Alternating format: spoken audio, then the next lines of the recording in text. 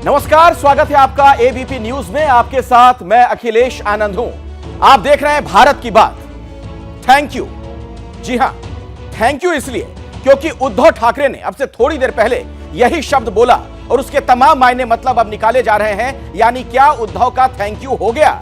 जिस तरीके से कैबिनेट की मीटिंग के आखिर में उन्होंने अपने संबोधन के बाद थैंक यू शब्द का जिक्र किया, यही माना जा रहा है कि अब वो पूरी तरीके से सरेंडर कर चुके हैं और सिर्फ सुप्रीम कोर्ट के फैसले का इंतजार है। अगर उनके पक्ष में फैसला नहीं आता है, इसका मतलब वो इस्तीफा दे सकते हैं। कैबिनेट बैठक में सीएम ने कहा थैंक यू, हमारे अपनों ने हमें धोखा दिया।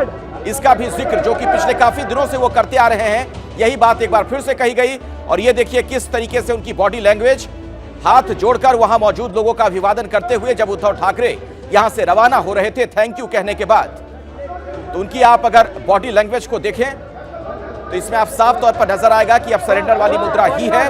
और पिछले कुछ मिनटों की बात की जाए, लगभग आधे घंटे की, तो क्या हुआ? उद्धव ने साथी मंत्रियों को थैंक यू कहा। इसका बहुत बड़ा मतलब हाथ जोड़ते हुए कैबिनेट मीटिंग से बाहर निकले। ये वो तस्वीर भी इस वक्त आप देख रहे हैं एबीपी न्यूज पर। बीते आधे घंटे में क्या चीजें हुई हैं, वो पूरा वाकया आपके सामने में है। गाड़ी में बैठने से पहले हाथ हिलाकर उन्होंने अभिवादन किया, तो जो उनकी मुद्रा थी, जो बॉडी लैंग्वेज, साथी मंत्रियों का 2.5 साल साथ देने के लिए आभार जताया। यानी आप ये मान लीजिए कि उद्धव सरकार गई। उद्धव ने मीटिंग में कहा मुझे अपनों ने धोखा दिया। आप देख रहे हैं भारत की बात और निगाहें सुप्रीम कोर्ट की तरफ है। सुप्रीम कोर्ट के फैसले से यह तय हो जाएगा कि कल महाराष्ट्र में फ्लोर टेस्ट होगा या नहीं। और इस वक्त एक बड़ी खबर आ रही है सुप्रीम कोर्ट से। सीधे हम आपको लिए चलते हैं सुप्रीम कोर्ट। हमारे साथ अंकित जुड़ेंगे, उनके पास हम चलेंगे थोड़ी देर में। लेकिन इस बीच ये जो नाम बदला गया है, देखिए संभाजी नगर पुणे का नाम किया गया है। आप देख सकते हैं किस तरीके की खुशी वहां पर शिव सैनिकों में। अभी थोड़ी देर पहले कैबिनेट ने फैसला लिया और सड़कों पर आप देखिए शिव सैनिक झूमते हुए नजर आ रहे हैं, हाथ में भगवा ध्वज। तो माना यही जा रहा है कि शिवसेना ने दरअसल एक नई चाल चल दी है जाते जाते। और संभाजी नगर वहां लिखा हुआ भी नजर आ रहा है, ये देखिए पीछे। और शिव सैनिक वहां पर खुशियां मनाते हुए गाजे बाजे के साथ।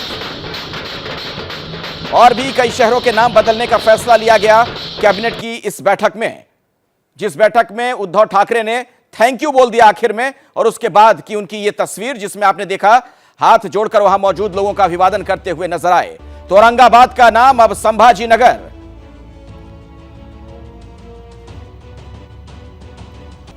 अभी की सबसे बड़ी खबर है महाराष्ट्र से। सुप्रीम कोर्ट में सुनवाई इस मामले की चल रही है कि कल फ्लोर टेस्ट होगा या नहीं। 2 घंटे का वक्त गुजर चुका है। सीधे हम आपको सुप्रीम कोर्ट लिए चलते हैं। हमारे साथ अंकित गुप्ता हमारे सहयोगी वहां से जुड़ गए हैं। अंकित, कितना लंबा और ये चल सकता है पूरा मामला? कब तक सुनवाई होगी? कुछ नई जानकारी और मिल रही है क्या? अखिलेश, 2 घंटे का वक्त हो चुका है और अभी भी यकीन मानिए आधा पौन घंटे का वक्त और लग सकता है। और अब तो ये सुनवाई और ज्यादा महत्वपूर्ण हो गई है क्योंकि एक तरफ सुनवाई चल रही है और दूसरी तरफ उद्धव ठाकरे की जो तस्वीरें सामने आई हैं वो अपने आप में बहुत कुछ इशारा कर रही हैं। धन्यवाद करके चले गए हैं। अब इस धन्यवाद का मतलब क्या है उसका हमको इंतजार करना होगा। लेकिन एक अपडेट आ गया है सुप्रीम कोर्ट से। सुप्रीम कोर्ट में जो एकनाथ शिंदे गुट के वकील हैं वो क्या कह रहे हैं? वो कह रहे हैं कि 2016 में भी एक ऐसे मामला सामने आया था कोर्ट के, और कोर्ट में वो अरुणाचल का मामला था। लेकिन कोर्ट ने वहां पर जो फ्लोर टेस्ट का आदेश दिया था और उस जो फ्लोर टेस्ट के आदेश में जो लोग यानी कि जिनके खिलाफ अयोग्यता की कार्रवाई लंबित थी उनको भी वोटिंग करने का आदेश दिया था। किस मामले में?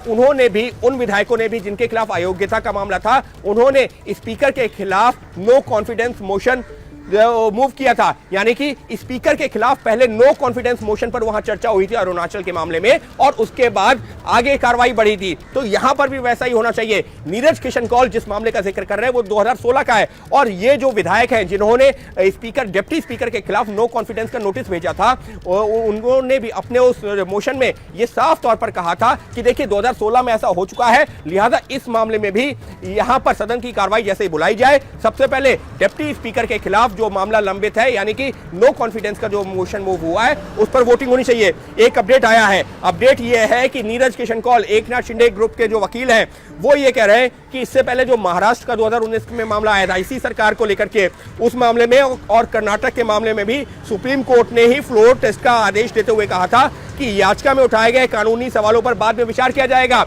लेकिन पहले फ्लोर टेस्ट जरूरी है। यानी कि एकनाथ शिंदे गुट के जो वकील हैं नीरज किशन कौल, वो लगातार कोर्ट को ये बता रहे हैं, देखिए फ्लोर टेस्ट यहाँ पर आप इस खबर पर नजर बनाकर रखें। जैसे ही वहां से कुछ अपडेट होगा हम दोबारा आपके पास लौटेंगे।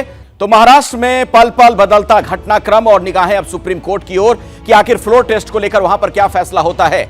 इन सब के बीच अभी की ताजा जानकारी आपको दे दें कि उद्धव ठाकरे मातोश्री वापस लौट आए हैं। कैबिनेट बैठक के बाद थैंक यू बोलने के बाद अब मातोश्री पहुंच चुके हैं और सुप्रीम कोर्ट में क्या कुछ चल रहा है यह जानना बड़ा महत्वपूर्ण है। सीधे हम आपको लिए चलते हैं, हमारे साथ हमारे सहयोगी अंकित गुप्ता जुड़ गए। अंकित, कुछ ताजा जानकारी मिल रही है सुप्रीम कोर्ट से?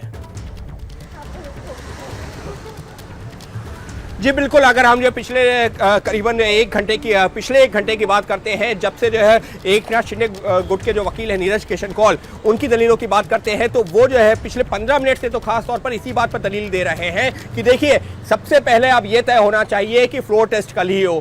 दूसरी चीज, अगर फ्लोर टेस्ट को लेकर के इनको आपत्ति है तो वहां पर ये कह रहे हैं कि ये जो विधायक है 16, इनको लेकर के तय होना चाहिए, उसके बाद में फ्लोर टेस्ट हो। तो उससे पहले तो जो डिप्टी स्पीकर है उनके खिलाफ जो अविश्वास प्रस्ताव आया है उस पर होना चाहिए तय, और उसके लिए अरुणाचल मामले में सुप्रीम कोर्ट का जो फैसला है उसका जिक्र कर रहे हैं कि अरुणाचल में भी ऐसा ही मामला आया था। वहां पर सुप्रीम कोर्ट ने कहा था कि पहले जो स्पीकर है उनके खिलाफ जो अविश्वास प्रस्ताव आया है उस पर फैसला हो और उसके बाद में जो विधायकों को करके फैसला लिया जाना है वो हो। तो इस मामले में भी वैसा ही होना चाहिए और बाकायदा इसी बात पर जोर दिया जा रहा है कि कल ही फ्लोर टेस्ट होना चाहिए, क्योंकि फ्लोर टेस्ट ही सबसे सही तरीका होता है ये जानने का कि सरकार के पास बहुमत है या नहीं। और नीरज किशन कौल तो ये भी कह रहे हैं कि अगर किसी सरकार के पास बहुमत है तो वो फ्लोर टेस्ट से भागेगा नहीं, जैसा कि इस मामले में उद्धव सरकार कर रही है। यानी जोर इसी बात पर कि फ्लोर टेस्ट कल ही हो। चलिए अंकित, मैं आपके पास आता हूं, जैसे ही कुछ जानकारी वहां से मिलेगी हमें जरूर बताइएगा। अब जरा हम मुंबई का रुख करना चाहेंगे। रौनक कुकड़े हमारे साथ जुड़े हुए, हमारे सहयोगी। रौनक, थैंक यू तो बोल दिया उद्धव ठाकरे ने, खबर यह भी आ रही है कि सुप्रीम कोर्ट से अगर यह आदेश आ गया फ्लोर टेस्ट कल करवाने के लिए तो उद्धव ठाकरे इस्तीफा दे सकते हैं। कुछ इस बारे में और जानकारी आपको मिल पा रही है क्या? जी देखिए, फिलहाल हमारे जो सूत्र बता रहे हैं वो यही है कि Uddhav Thackeray wait and watch की भूमिका में सुप्रीम कोर्ट के फैसले पर उनकी भी निगाहें टिकी हुई है और उसके बाद ही वो कोई फैसला लेंगे। लेकिन आज अखिलेश जिस तरह की कैबिनेट की बैठक हुई है और उसमें जिस तरह के फैसले देखने को मिले, ये साफ तौर पर ये दिखाता है कि शिवसेना जो है खासतौर से इस आखिरी मौका जो कहते हैं जिसे हम कि आखिरी मौके में जल्दी में फैसले लेकर ये दिखाने की कोशिश कर रहे थे कि वो आज भी उनका रुख जो है वो हिंदुत्व की तरफ है। जो आरोप शिंदे कैंप की तरफ से लगाए जा रहे हैं कि उद्धव ठाकरे के नेतृत्व में बाला साहब की शिवसेना जो है वो नहीं बची है, तो कुल मिलाकर आज के जो फैसले है उसको ये दिखाने की कोशिश की गई। कैबिनेट की बैठक से एक और बड़ी खबर सामने निकल कर आ रही है, वो ये है कि जिस वक्त औरंगाबाद का नाम संभाजी नगर किया गया, उस्मानाबाद का नाम बदलकर धाराशिव नगर किया गया, उस वक्त कांग्रेस के नेता जो कैबिनेट में मौजूद थे वो पूरी तरीके से मौन थे। ये सबसे बड़ा सवाल जो है कांग्रेस पार्टी पर खड़ा करता हुआ दिख रहा है, क्योंकि जब से सरकार बनी थी उस वक्त भी इस तरह के सवाल जो है कई बार उठाते रहे, क्योंकि बाला साहब जब हुआ करते थे तब से उनकी ये भूमिका रही है कि औरंगाबाद का नाम बदलकर संभाजी नगर कर दिया जाए, लेकिन कांग्रेस का पुरजोर विरोध करती रही है। जब ये कांग्रेस महाविकास आघाड़ी की सरकार बनी थी तो कॉमन मिनिमम प्रोग्राम पर ये सरकार बनी थी, लेकिन आज जब ये फैसले होते हुए दिख रहे हैं, आखिरी दाव जो उद्धव ठाकरे की तरफ से चला जा रहा है उसमें कांग्रेस जो है वो हाथ बंद करके रही है। कुल मिलाकर अगर देखें तो ये काफी आश्चर्य करने वाले आज के जो डिसीजन है वो देखने को मिलते हैं। अखिलेश, बिल्कुल आप सही कह रहे हैं रौनक। तो जैसे ही उद्धव ठाकरे को अब लगा कि अब समय बचा नहीं है तो आखिरी कैबिनेट की जो उनकी बैठक थी उसमें उन्होंने ये फैसला ले लिया, औरंगाबाद का नाम संभाजी नगर किया गया है। तो जो शिवसेना का अपना एजेंडा था उसे उन्होंने आगे बढ़ाने का काम किया। बहरहाल सुप्रीम कोर्ट का एक बार फिर से हम रुख करेंगे, सुप्रीम कोर्ट में क्या चल रहा है। संजय राउत कुछ बोल रहे हैं, सुनते हैं। मी जे बोलतो ते वेगळ्या भाषेमध्ये माननीय उद्धवजी बोलले। में कुछ बोल रहे थे संजय राउत, सुनने की कोशिश हम करेंगे आखिर वो क्या कहना चाह रहे हैं। उद्धव ठाकरे ने तो थैंक यू कह दिया। कैबिनेट की जो बैठक हुई उसमें जो उनका संबोधन था आखिर में उन्होंने थैंक यू बोल दिया, जिसका सीधे तौर पर यह मतलब निकाला जा रहा है कि अब वो सरेंडर कर चुके हैं और इंतजार सुप्रीम कोर्ट के फैसले का। सुप्रीम कोर्ट का फैसला अगर उनके पक्ष में नहीं आता है तो वो इस्तीफा भी दे सकते हैं, यानी फ्लोर टेस्ट से पहले ही, बहुमत परीक्षण से पहले ही उद्धव ठाकरे का इस्तीफा हो सकता है। और सुप्रीम कोर्ट में पिछले लगभग 2.5 घंटे से सुनवाई चल रही है। वहीं यह तय होगा कि कल बहुमत परीक्षण का आदेश दिया जाए या नहीं, कल बहुमत परीक्षण हो या नहीं। और अगर बहुमत परीक्षण के लिए कह दिया जाता है कल के लिए, तो ऐसी स्थिति में उद्धव ठाकरे पहले ही इस्तीफा दे सकते हैं। ये जो तस्वीरें आप देख रहे हैं, उद्धव ठाकरे कैबिनेट की आखिरी बैठक के बाद जब बाहर निकले, उनके साथ उनके बेटे आदित्य भी, और वहां मौजूद लोगों का हाथ जोड़कर अभिवादन करते हुए नजर आए। आइए सुनते हैं संजय राउत को। पण जी वेदना आहे ती वेदना त्यांनी बोलून दाखवली। संजय राऊत जेव्हा हे बोलतात तेव्हा जे गुवाहाटीला सुरतला बसले त्यांना भयंकर राग येतो आणि ते संजय राऊतांना आवरा असं म्हणतात। आवरा, सत्य, मी सत्य बोलतो, मी जे बोलतो ते वेगळ्या भाषेमध्ये माननीय उद्धवजी बोललेले आहे। माझ्याच लोकांनी मला दगा दिला, हे डोळ्यात पाणी आणणारं त्यांचं निवेदन आहे। ज्यांच्यावर बाळासाहेब ठाकरेंनी पुत्रवत माया केली, उद्धव ठाकरे यांनी काही लोकांना मुलासारखं सांभाळलं, काही जणांना मित्रासारखं सांभाळलं, काही जणांना भावासारखं सांभाळलं, पण काहीही कारणं देऊन न पटणारी, ज्याने उद्धवजींच्या पाठीत खंजीर खुपसला, शिवसेनेच्या पाठीत खंजीर खुपसला, उद्धवजींच्या भाषेत दगा दिला, कई लोगों ने उनके पीठ में छुरा महाराष्ट्राच्या मनात कायम राहील आणि राहायलाच पाहिजे। दगाबाजीचा नवा अध्याय और लिहिला ये जो गेला या वेदना है प्रकरणात। वो महाराष्ट्र के मन में हमेशा बनी रहेगी। औरंगजेबानं छत्रपती संभाजीची ज्या प्रकारे हत्या करवली, त्याच प्रकारचा ही हत्या लोकशाहीची शिवसेनेच्या बाबतीत, उद्धव ठाकरेंच्या बाबतीत या लोकांनी केली, हे मी अत्यंत सौम्य शब्दात सांगतो। आणि ज्या पद्धतीनं औरंगजेब सुद्धा या मातीत गाडला गेला, त्याच पद्धतीनं हे जे सगळे स्वतःला विद्रोही बंडखोर समजतात आणि उद्धवजींच्या भाषेत दगाबाज आहे, त्यांना वर गेल्यावर कधीतरी माणसाला हा देह सोडायचाच असतो। त्यांना वर गेल्यावर, या जगाचा निरोप घेतल्यावर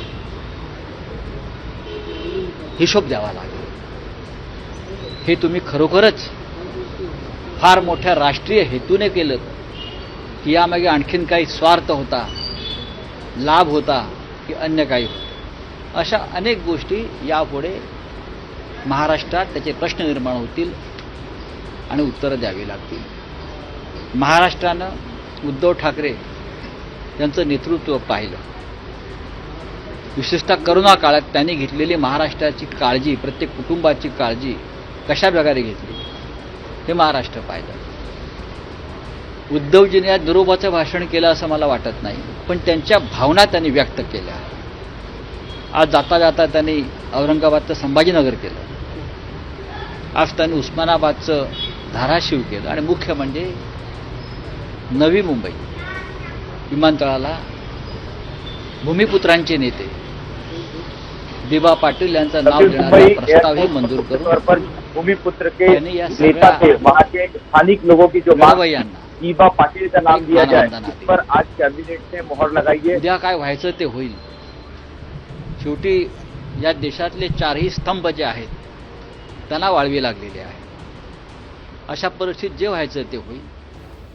तो बागियों की तुलना किस तरीके से औरंगजेब के साथ कर गए संजय राउत, तो वो आप सुन रहे थे। आइए हम आपको सीधे अंकित गुप्ता के पास लिए चलते हैं। हमारे सहयोगी लगातार हमारे साथ जुड़े हुए हैं। अंकित, आपके पास कोई नई जानकारी सामने आ रही है, कुछ बड़ी जानकारी? जी बिल्कुल अखिलेश, आप जो है जो एकनाथ शिंदे गुट के वकील हैं वो करीबन 1 घंटे से ज़्यादा की दलीलें देने के बाद में आप अपनी दलीलें खत्म कर रहे हैं। और उन्होंने क्या कहा है, जो सबसे बड़ी बात अपनी दलील जो है पूरी करते हुए वो ये कह रहे हैं कि ये जो मौजूदा डिप्टी स्पीकर हैं, इनको विधायकों की अयोग्यता पर फैसला लेने का अधिकार ही नहीं है। यानी कि मौजूदा डिप्टी स्पीकर पर ही सवाल खड़े कर रहे हैं कि उनके अगेंस्ट में नो कॉन्फिडेंस मोशन है, वो कोई फैसला ले ही नहीं सकते। एक और महत्वपूर्ण चीज, हम शिवसेना नहीं छोड़ रहे, हम ही असली शिवसेना है। यानी कि एकनाथ शिंदे गुट ने सुप्रीम कोर्ट में भी कहा है कि हम शिवसेना छोड़ ही नहीं रहे, असली शिवसेना तो हम ही हैं, क्योंकि हमारे पास में 2/3 से ज्यादा विधायक मौजूद हैं। सुप्रीम कोर्ट में भी वही बात जो कि एकनाथ शिंदे लगातार और उनके समर्थक जो विधायक हैं जो लगातार जो अब तक जो कोर्ट के बाहर कह रहे थे कि असली शिवसेना हम हैं, शिवसेना हम हैं, हमने शिवसेना नहीं छोड़ी क्योंकि असली शिवसेना हम हैं। और इस सब के बीच में जो नीरज किशन कौल है जो अपनी बात समाप्त कर रहे हैं, अपनी दलीलें समाप्त कर रहे हैं, ये कहते हुए कि सीएम का फ्लोर टेस्ट में जाने से बचना बहुमत खोने की निशानी है। कोर्ट हमेशा जल्द से जल्द फ्लोर टेस्ट की बात कहता रहा है, यानी कि साफ तौर पर एकनाथ शिंदे गुट के वकील लगातार ये कह रहे हैं कि ये जो मौजूदा सरकार है, महाविकास आघाड़ी सरकार है, उद्धव ठाकरे सरकार है, ये यही इशारा कर रही है कि वो बहुमत खो चुकी है, क्योंकि सुप्रीम कोर्ट भी कहता रहा है कि बहुमत हासिल करने के लिए फ्लोर टेस्ट ही सबसे उत्तम उपाय है, लेकिन यहां पर वो फ्लोर टेस्ट से बच रहे हैं। यानी साफ तौर पर फ्लोर टेस्ट से बचना यह दिखा रहा है कि उद्धव सरकार अल्पमत में है, ये दलीलें दी जा रही है। एक सवाल अंकित ये भी है कि जो डिप्टी स्पीकर के उनके पद पर होने पर ही सवाल खड़ा कर दिया गया है, जो उनके खिलाफ अविश्वास प्रस्ताव का जिक्र किया गया, उसका क्या असर हो सकता है फैसले पर? अखिलेश, निश्चित तौर पर 2016 का जो सुप्रीम कोर्ट का फैसला है अरुणाचल के मामले में, सेम इसी तरीके का केस था। वहां पर भी जो है विधायकों के खिलाफ अयोग्यता की कार्रवाई थी, लेकिन विधायकों ने कहा कि ये जो स्पीकर है, वहां तो स्पीकर थे, यहां डिप्टी स्पीकर है, ये भी समझना होगा। वो जो स्पीकर थे 2016 में अरुणाचल के, उनके खिलाफ एक नो कॉन्फिडेंस मोशन लेकर के आए विधायक, कहा कि देखिए ये हमारे खिलाफ कार्रवाई करना चाहते हैं, कार्रवाई तो तब करेंगे ना जब इनके पास में अधिकार होगा। सुप्रीम कोर्ट ने 2016 में अपना फैसला दिया, कहा कि ठीक है, और ये सही भी बात है विधायकों की कि अगर स्पीकर के खिलाफ ही नो कॉन्फिडेंस मोशन है, अविश्वास प्रस्ताव है, तो पहले उसी पर तय होना चाहिए और उसके बाद में विधायकों के खिलाफ फैसला होना चाहिए।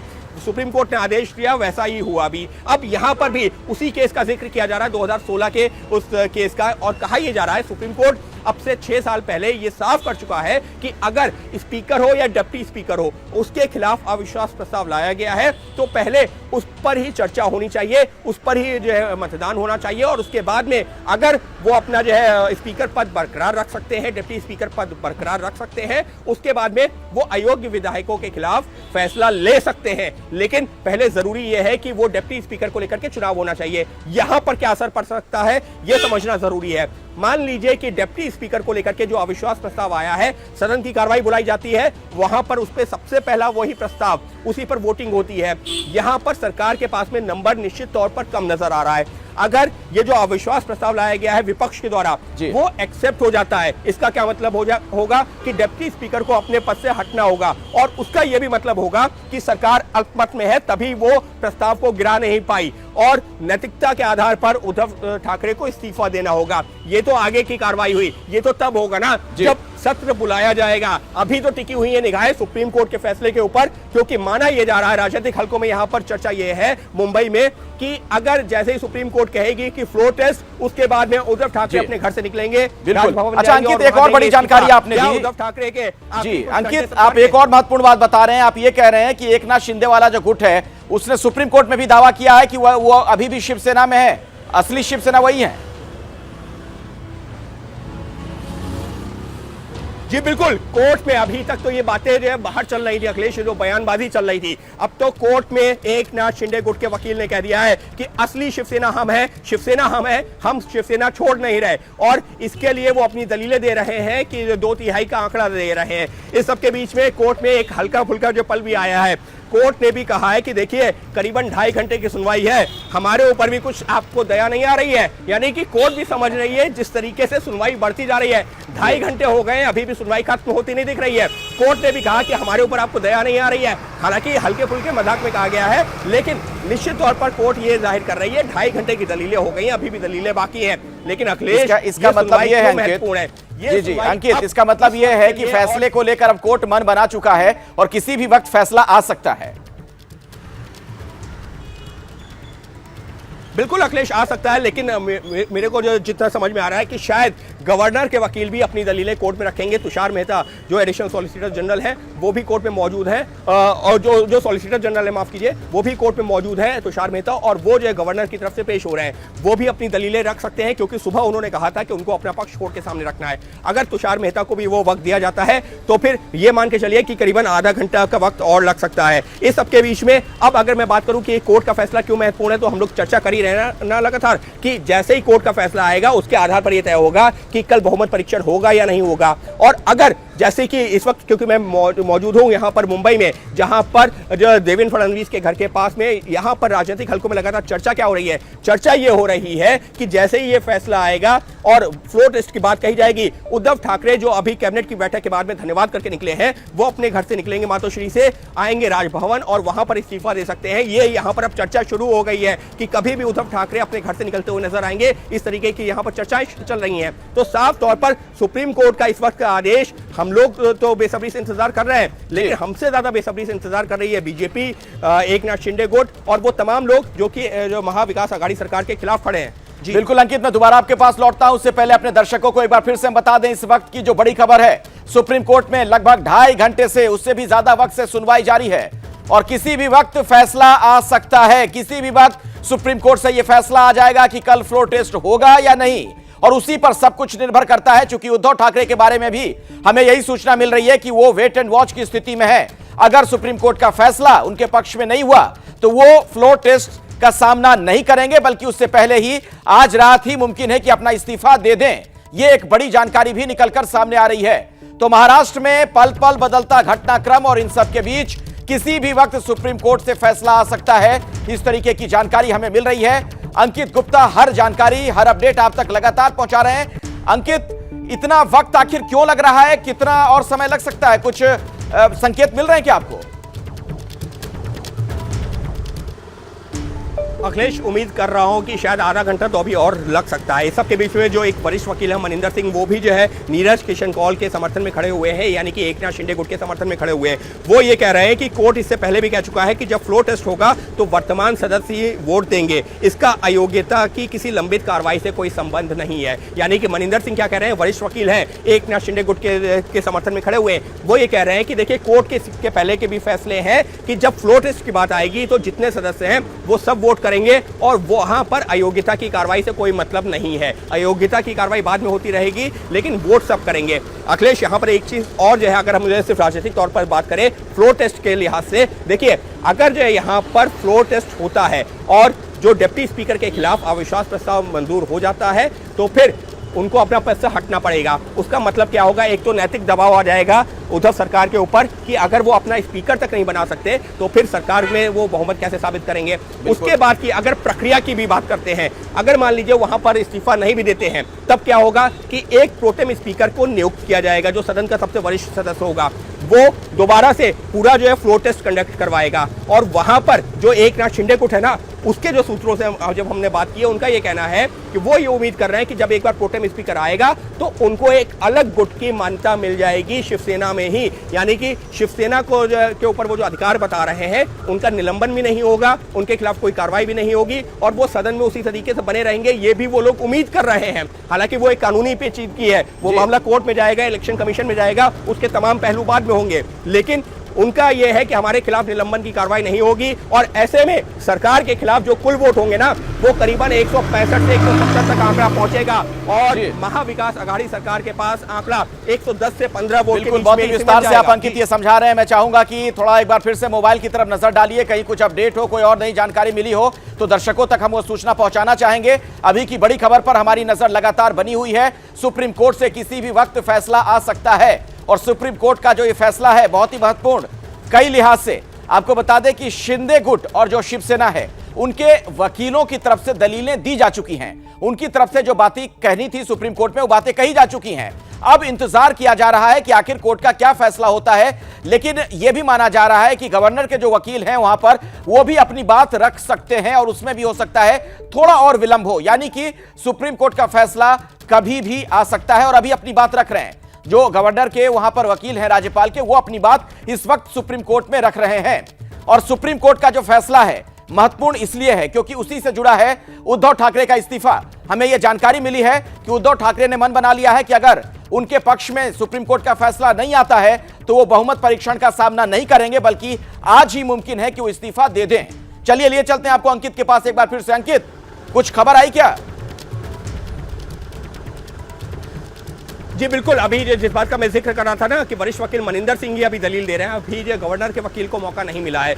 वरिष्ठ वकील जो मनिंदर सिंह है वो भी एकनाथ शिंदे गुट की तरफ से ही पेश हो रहे हैं। उनका ये कहना है कि देखिए इस मामले में बहुमत परीक्षण के लिए सबसे सही तरीका यही है, सुप्रीम कोर्ट के पहले के फैसले भी है कि फ्लोर टेस्ट होना चाहिए। फ्लोर टेस्ट पे लगातार जोर दिया जा रहा है, जो नीरज किशन कौल हो या वरिष्ठ वकील मनिंदर सिंह हो, एकनाथ शिंदे गुट लगातार कोर्ट से यही कह रहा है कि देखिए बाद में ये जो आपके पास मामला लंबित है, यानी कि जो है विधायकों के निलंबन से जुड़ा हुआ जो मामला लंबित है उस पर तो सुप्रीम कोर्ट सुनवाई कर ही रहा ना, वो उसकी वजह से फ्लोर टेस्ट नहीं रुकना चाहिए। और सुप्रीम कोर्ट के इसके पहले के जो फैसले हैं, जो आदेश है, उनमें भी इस बात का जिक्र किया गया है। एक नया अपडेट सामने आ गया है। मनिंदर सिंह जो कि एकनाथ शिंदे गुट के वकील हैं, वो ये कह रहे हैं कि डिप्टी स्पीकर खुद बहुमत खो चुके हैं।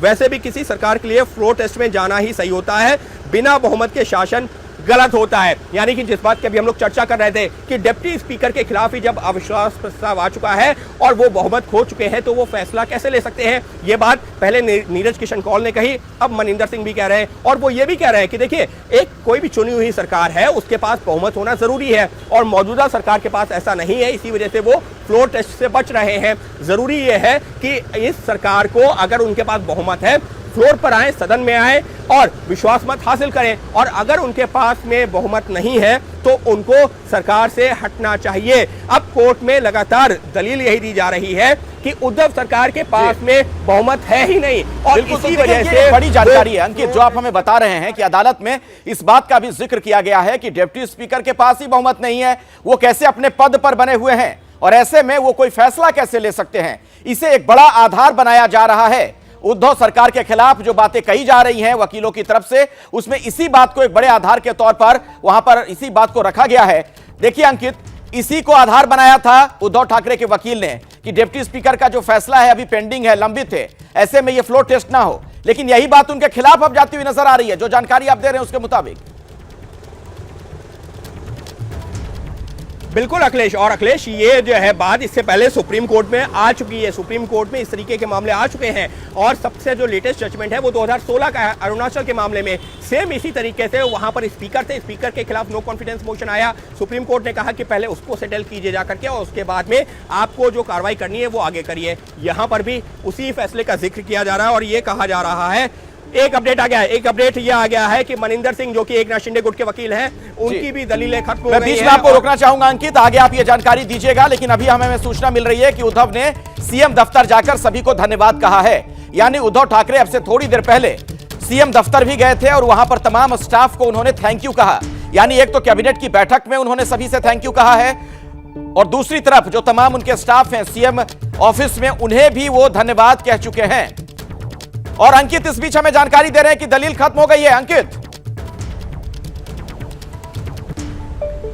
जी, अभी एकनाथ शिंदे गुट की वकील की दलील खत्म हो गई है। करीबन 2.5 घंटे की सुनवाई के बाद में, 2.5 घंटे से ज्यादा की सुनवाई के बाद में अब जो है एकनाथ शिंदे गुट के वकीलों की दलीलें खत्म हो गई हैं और उसके अलावा जो उद्धव ठाकरे गुट के वकील की दलील खत्म हो गई है। लेकिन अब शुरू हो गई है गवर्नर के वकील की दलील। सॉलिसिटर जनरल तुषार मेहता जो बोलने के लिए खड़े हो चुके हैं और अब वो गवर्नर का पक्ष रखेंगे। ये पक्ष क्यों महत्वपूर्ण है? ये पक्ष इस वजह से महत्वपूर्ण है क्योंकि जो यहां पर उद्धव ठाकरे गुट के जो वकील थे, उन्होंने, अभिषेक मनु सिंघवी, उन्होंने साफ तौर पर गवर्नर के फैसले पर ही सवाल खड़े कर दिए। उन्होंने कहा कि गवर्नर के पास अधिकार ही नहीं है कि वो इस तरीके से इतनी जल्दबाजी में यहां पर फ्लोर टेस्ट का आदेश दें। अगर फ्लोर टेस्ट इतना जरूरी क्यों है? क्योंकि यहां पर यह भी कहा गया कि देखिए वो खुद कोविड से आए हैं, अभी 2 दिन हुए नहीं, कल रात में देवेंद्र फडणवीस उनसे मिलते हैं, आज सुबह आदेश दे दिया जाता है कि फ्लोर टेस्ट पे जाएं। आखिर ये मंशा क्या है? ये मंशा ये भी है कि यहां पर वो जो गुट है जिसके खिलाफ कार्रवाई हो रही है उसको भी वोटिंग का अधिकार मिल जाए, जबकि अगर जो है पहले स्पीकर को यह अधिकार दिया जाता है कि उनके खिलाफ कार्रवाई करे तो समीकरण बदल सकते हैं। इस तरीके की दलीलें दी थी अभिषेक मनु सिंघवी ने, लेकिन वो मनिंदर सिंह हो या नीरज किशन कौल हो, यानी कि एकनाथ शिंदे गुट के वकील, उन्होंने साफ तौर पर इन दलीलों का विरोध किया। लेकिन अब सॉलिसिटर जनरल तुषार मेहता खड़े हुए हैं गवर्नर की तरफ से और वो अपना पक्ष कोर्ट के सामने रख रहे हैं। तो अंकित, अब एक सवाल यह है कि तुषार मेहता जो अपनी बातें वहां पर रख रहे हैं, जो दलीलें वो दे रहे हैं गवर्नर की तरफ से, कितना समय इसमें लग सकता है? कुछ अंदाजन, कुछ संकेत आपको मिल रहे हैं क्या? अखिलेश, अब मैं उम्मीद कर रहा हूं कि जो है अगले 15 से 20 मिनट में मुमकिन है कि सुनवाई पूरी हो जाए क्या, लेकिन उसके बाद में सवाल ये होता है कि करीबन 3 घंटे की सुनवाई, क्या अदालत तुरंत आदेश देने की स्थिति में होगी? क्योंकि अमूमन जो है मेरा अनुभव ये भी रहा है कि जब इतनी लंबी सुनवाई होती है तो अदालत फैसला देने में थोड़ा सा वक्त लेती है या ऑर्डर रिजर्व करती है, एक दो दिनों बाद देती है। लेकिन यहाँ पर तो कल फ्लोर टेस्ट होना है, ऐसे में अब उम्मीद यही की जा रही है कि 3 घंटे की भले ही सुनवाई हो जाए लेकिन अदालत अपना फैसला आज ही देगी। ये हो सकता है कि फैसला ऑर्डर रिजर्व करे, आधा 1 घंटे बाद आए, 9 बजे आए, 10 बजे आए, लेकिन फैसला आज आने की संभावना कहीं ज्यादा है। लेकिन अमूमन अगर हम बाकी मामलों की बात करें, 2.5-3 घंटे की सुनवाई के बाद में अदालत तुरंत फैसला अमूमन नहीं देती है, लेकिन ये मामला बाकी मामलों से अलग है। यहाँ पर तो सरकार जाने और आने की बात हो रही है, तो निश्चित तौर पर ये कोर्ट को भी पता है और इसी वजह से 5 बजे सुनवाई शुरू की है। और अंकित, इस सुनवाई पर दरअसल नजर उद्धव ठाकरे की भी है, क्योंकि उद्धव ठाकरे इंतजार कर रहे हैं। कहा यही जा रहा है कि अगर फ्लोर टेस्ट का फैसला हो जाता है, सुप्रीम कोर्ट की तरफ से आदेश दे दिया जाता है, तो बहुमत परीक्षण का सामना नहीं करेंगे उद्धव ठाकरे, बल्कि आज ही देर शाम तक, देर रात तक अपना इस्तीफा दे देंगे। इस तरह के भी संकेत मिल रहे हैं। इस पर हमें ज्यादा जानकारी देंगे रौनक कुकड़े, हमारे सहयोगी हमारे साथ जुड़ गए हैं। रौनक,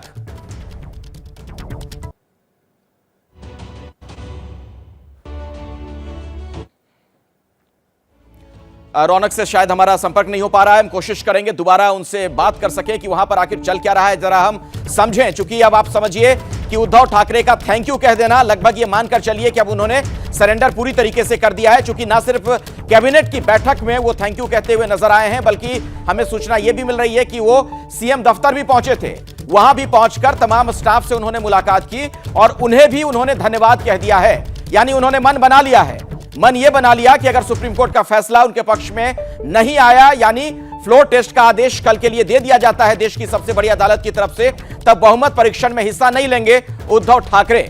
हमारे साथ रौनक कुकड़े एक बार फिर से जुड़ गए। रौनक, आपके पास इस बाबत कुछ और सूचना, कुछ और जानकारी है क्या? देखिए अखिलेश, जिस तरह के संकेत उद्धव ठाकरे दे रहे हैं कैबिनेट की बैठक में, तो उन्होंने जो उनके साथ सहयोगी है उनसे कैबिनेट की बैठक खत्म होने के बाद जो संबोधन किया, इसके अलावा वो बाहर निकलने के बाद अपने सीएम कार्यालय में गए और वहां पर भी कर्मचारियों का धन्यवाद करते हुए जब वो नीचे आए तो बॉडी लैंग्वेज कैमरों में जो कैद हुई है वो साफ तौर पर ये दिख रही है कि उद्धव ठाकरे ने लगभग हार मान ली है, केवल वो सुप्रीम कोर्ट के फैसले का इंतजार करते हुए दिख रहे हैं। और जैसे ही सुप्रीम कोर्ट का फैसला आता है, अगर वो उनके पक्ष में आता है तो उनकी रणनीति बदल सकती है, लेकिन अगर उनके पक्ष में नहीं आता है तो ये आप मान लीजिएगा कि उद्धव ठाकरे अपने पद से इस्तीफा देने के लिए लगभग तैयार है। वो सीधे गवर्नर हाउस जाएंगे और अपना इस्तीफा सौंपेंगे। ये सूत्रों के हवाले से खबर जो है सामने निकल कर आ रही है। आज सुबह से ही एबीपी न्यूज ये खबर दर्शकों को बता रहा है कि फिलहाल आंकड़ों के गणित में अगर देखा जाए तो पूरी तरीके से महाविकास आघाड़ी पिछड़ती हुई नजर आ रही है। केवल जो दलीलें उनके वकील सुप्रीम कोर्ट में पेश कर रहे हैं, जो चीफ व्हिप थे सुनील प्रभु, उन्होंने आज सुप्रीम कोर्ट में याचिका दायर की थी और अपनी अलग अलग दलीलें जो वो पेश की जा रही है अभिषेक मनु सिंघवी की तरफ से। मुख्य तौर पर अगर इनके पक्ष में फैसला नहीं आता तो ये आप मान सकते हैं कि उद्धव ठाकरे आज ही राज्यपाल भगत सिंह कोश्यारी से मिलकर अपना इस्तीफा सौंप सकते हैं। अब ऐसे में रौनक, एक सवाल यह है कि अगर ऐसा होता है कि आज ही उद्धव ठाकरे इस्तीफा दे देते हैं, तो इसका तो मतलब ये कि फिर कल बहुमत परीक्षण नहीं होगा और उसके बाद गवर्नर हो सकता है देवेंद्र फडणवीस को सरकार बनाने के लिए आमंत्रित करें।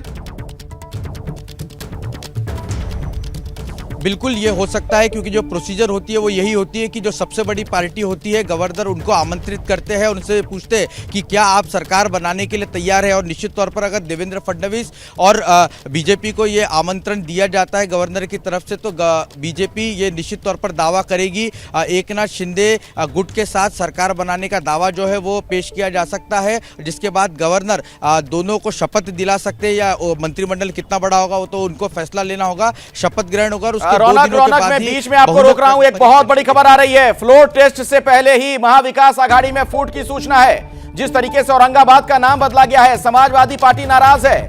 महाराष्ट्र के महाविकास आघाड़ी में फूट की सूचना मिल रही है। समाजवादी पार्टी ने उद्धव सरकार के फैसले की निंदा की।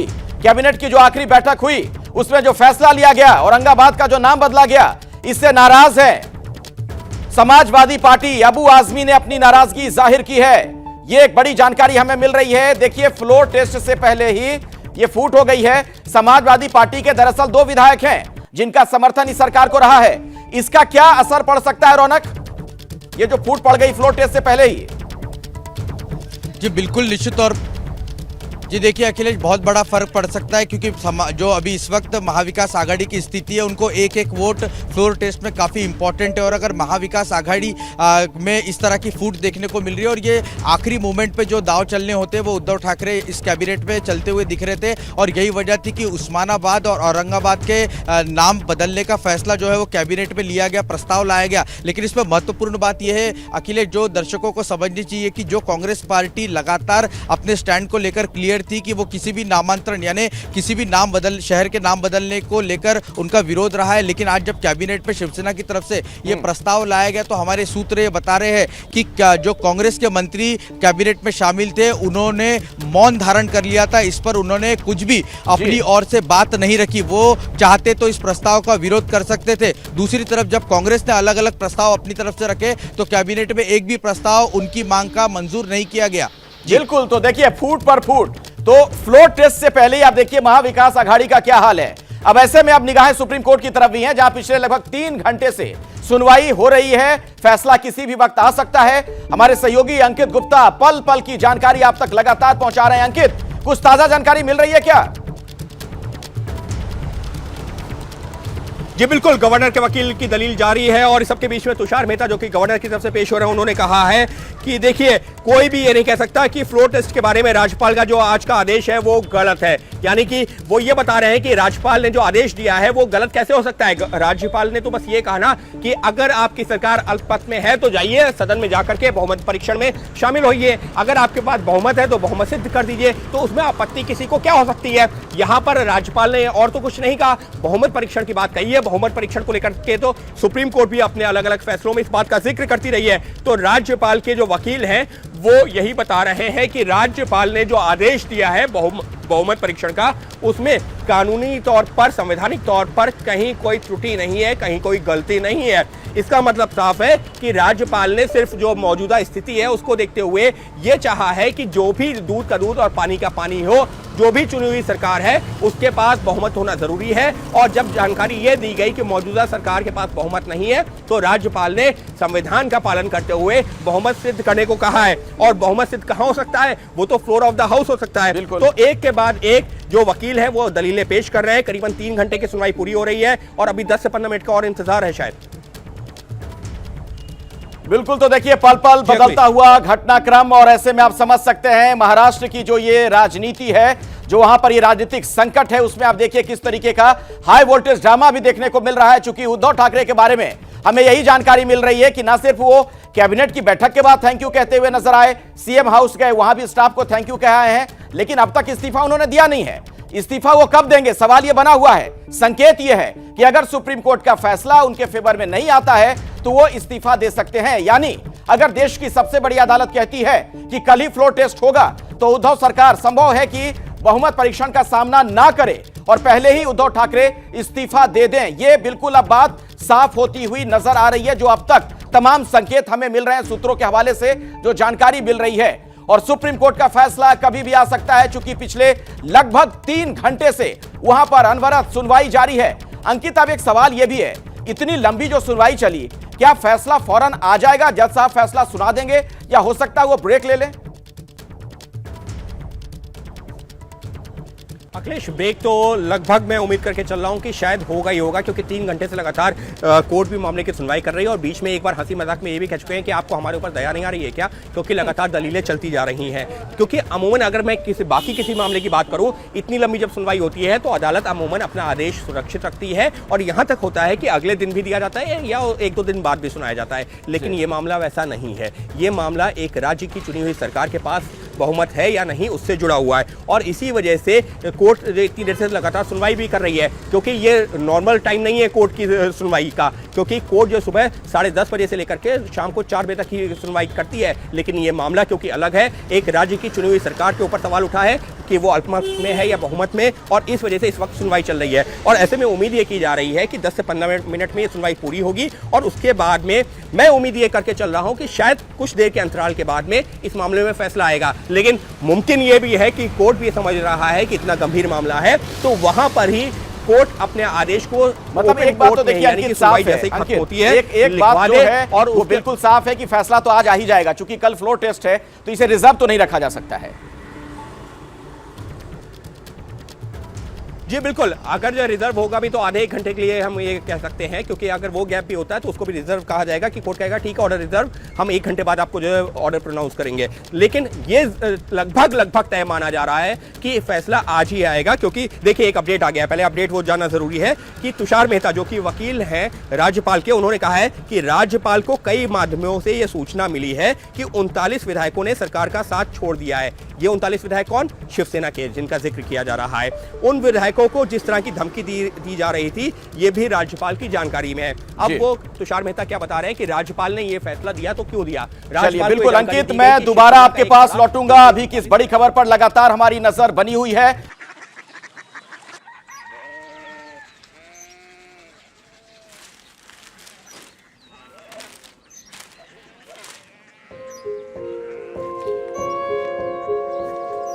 बाबा बाबा कोरिया सिटी জানি না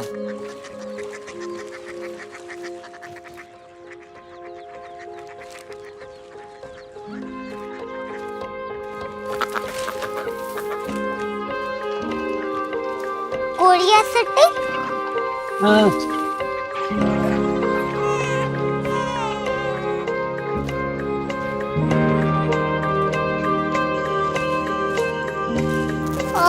कोरिया सिटी कहाँ पे है? शहर अंग्रेजी लगे हैं।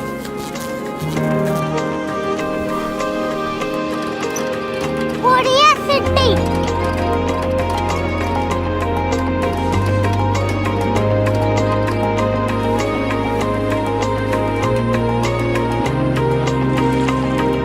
वो बहुत दूर है।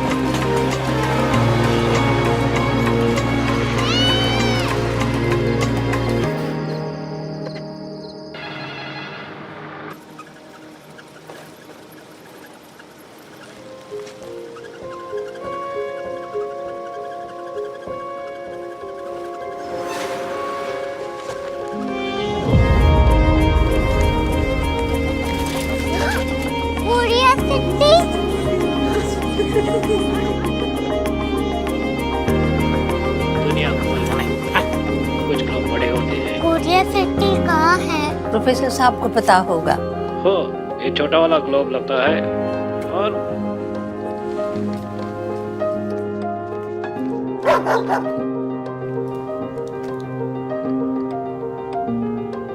पता नहीं, मेरी बेटी से जाके मिल लो, शायद उसे मालूम हो।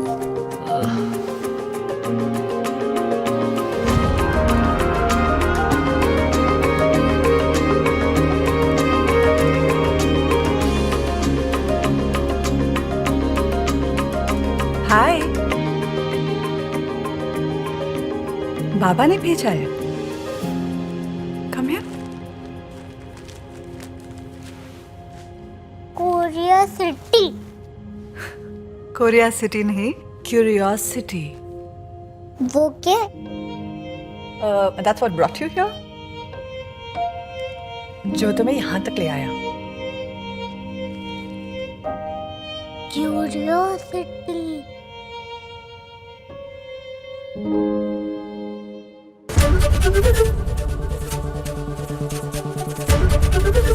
एबीपी न्यूज आपको रखे आगे।